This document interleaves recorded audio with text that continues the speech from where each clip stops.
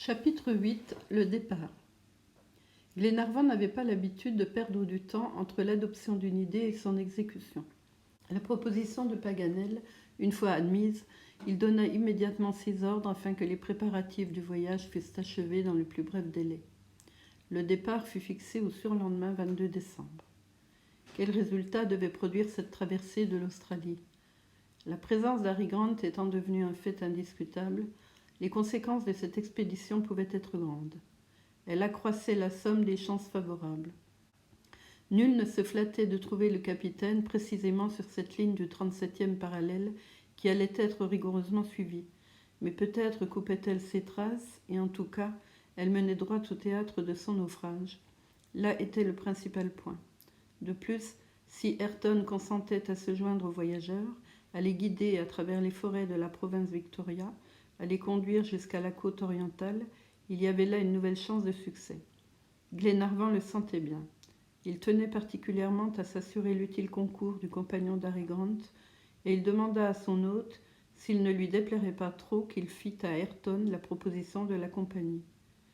Paddy O'Moore y consentit, non sans regretter de perdre cet excellent serviteur. « Eh bien, nous suivrez-vous, Ayrton, dans cette expédition à la recherche des naufragés du Britannia ?» Ayrton ne répondit pas immédiatement à cette demande.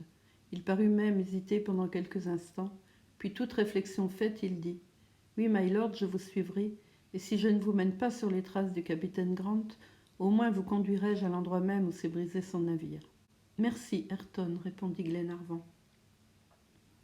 Une seule question, my lord. Faites, mon ami. Où retrouverez-vous le Duncan ? À Melbourne, si nous ne traversons pas l'Australie d'un rivage à l'autre. À la côte orientale, si nos recherches se prolongent jusque-là. Mais alors son capitaine attendra mes instructions dans le port de Melbourne. Bien, my lord, dit Ayrton, comptez sur moi. J'y compte, Ayrton, répondit Glenarvan. Le contremaître du Britannia fut vivement remercié par les passagers du Duncan. Les enfants de son capitaine lui prodiguèrent leurs meilleures caresses. Tous étaient heureux de sa décision, sauf l'Irlandais qui perdait en lui un aide intelligent et fidèle. Mais Paddy comprit l'importance que Glenarvan devait attacher à la présence du quartier-maître, et il se résigna. Glenarvan le chargea de lui fournir des moyens de transport pour ce voyage à travers l'Australie, et cette affaire conclue, les passagers revinrent à bord après avoir pris rendez-vous avec Ayrton. Le retour se fit joyeusement, tout était changé, toute hésitation disparaissait. Les courageux chercheurs ne devaient plus aller en aveugle sur cette ligne du 37e parallèle. Harry Grant, on ne pouvait en douter, avait trouvé refuge sur le continent, et chacun se sentait le cœur plein de cette satisfaction que donne la certitude après le doute. Dans 2 mois, si les circonstances le favorisaient, le Duncan débarquerait Harry Grant sur les rivages d'Écosse. Quand John Mangles appuya la proposition de tenter avec les passagers la traversée de l'Australie, il supposait bien que cette fois il accompagnerait l'expédition. Aussi en conféra-t-il avec Glenarvan. Il fit valoir toutes sortes d'arguments en sa faveur, son dévouement pour Lady Helena, pour son honneur lui-même, son utilité comme organisateur de la caravane et son inutilité comme capitaine à bord du Duncan, enfin 1000 excellentes raisons, excepté la meilleure, dont Glenarvan n'avait pas besoin pour être convaincu. « Une seule question, John, dit Glenarvan. Vous avez une confiance absolue dans votre second ?»« Absolue, répondit John Mangles. Tom Austin est un bon marin. Il conduira le Duncan à sa destination, il le réparera habilement et le ramènera au jour dit. Tom est un homme esclave du devoir et de la discipline. Jamais il ne prendra sur lui de modifier ou de retarder l'exécution d'un ordre. Votre honneur peut donc compter sur lui comme sur moi-même. »« C'est entendu, John, répondit Glenarvan. Vous nous accompagnerez, car il sera bon, ajouta-t-il en souriant, que vous soyez là quand nous retrouverons le père de Mary Grant. »« Oh, votre honneur, murmura John Mangles. Ce fut tout ce qu'il put dire. Il pâlit un instant et saisit la main que lui tendait lord Glenarvan. Le lendemain, John Mangles, accompagné du charpentier et de matelots chargés de vivres, retourna à l'établissement de Paddy O'Moore. Il devait organiser les moyens de transport de concert avec l'Irlandais. Toute la famille l'attendait, prête à travailler sous ses ordres. Ayrton était là et ne ménagea pas les conseils que lui fournit son expérience. Paddy et lui furent d'accord sur ce point. que les voyageuses devaient faire la route en charrette à bœufs et les voyageurs à cheval. Paddy était en mesure de procurer les bêtes et le véhicule. Le véhicule était un de ces chariots longs de 20 pieds et recouvert d'une bâche que supportent 4 roues pleines, sans rayons, sans jantes, sans cercure de fer, de simples disques de bois en un mot. Le train de devant, fort éloigné du train de derrière, se rattachait par un mécanisme rudimentaire qui ne permettait pas de tourner court.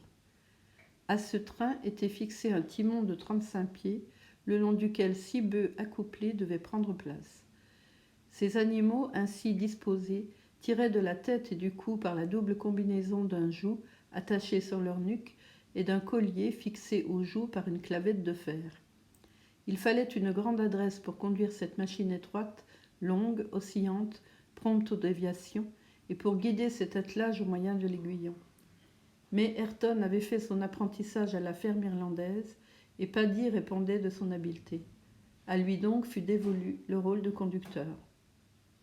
Le véhicule, dépourvu de ressort, n'offrait aucun confort, mais tel il était, tel il le fallait prendre.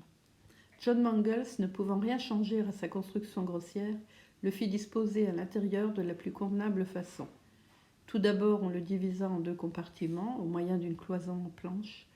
L'arrière fut destiné à recevoir les vivres, les bagages et la cuisine portative de Mr. Olbinett. L'avant dut appartenir entièrement aux voyageuses. Sous la main du charpentier, ce premier compartiment se transforma en une chambre commode, couverte d'un épais tapis, munie d'une toilette et de 2 couchettes, réservées à Lady Helena et à Mary Grant. D'épais rideaux de cuir fermaient au besoin ce premier compartiment et le défendaient contre la fraîcheur des nuits. À la rigueur, les hommes pourraient y trouver un refuge pendant les grandes pluies, mais une tente devait habituellement les abriter à l'heure du campement. John Mangles s'ingénia à réunir dans un étroit espace tous les objets nécessaires à 2 femmes, et il y réussit. Lady Helena et Mary Grant ne devaient pas trop regretter dans cette chambre roulante les confortables cabines du Duncan. Quant aux voyageurs, ce fut plus simple. 7 chevaux vigoureux étaient destinés à Lord Glenarvan, Paganel, Robert Grant, McNabbs, John Mangles et les 2 marins Wilson et Mulrady qui accompagnaient leur maître dans cette nouvelle expédition. Ayrton avait sa place naturelle sur le siège du chariot et Mr. Olbinett, que l'équitation ne tentait guère, s'arrangerait très bien de voyager dans le compartiment aux bagages. Chevaux et bœufs paissaient dans les prairies de l'habitation et pouvaient être facilement rassemblés au moment du départ. Ces dispositions prises et ces ordres donnés au maître charpentier, John Mangles revint à bord avec la famille irlandaise qui voulut rendre visite à Lord Glenarvan. Ayrton avait jugé convenable de se joindre à eux, et vers 4 heures, John et ses compagnons franchissaient la coupée du Duncan. Ils furent reçus à bras ouverts. Glenarvan leur offrit de dîner à son bord.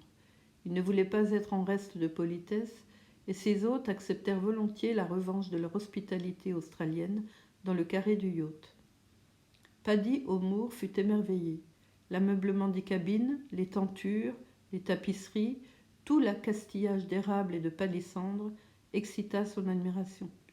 Ayrton, au contraire, ne donna qu'une approbation modérée à ces superfluités coûteuses. Mais en revanche, le quartier-maître du Britannia examina le yacht à un point de vue plus marin. Il le visita jusqu'à fond de cale.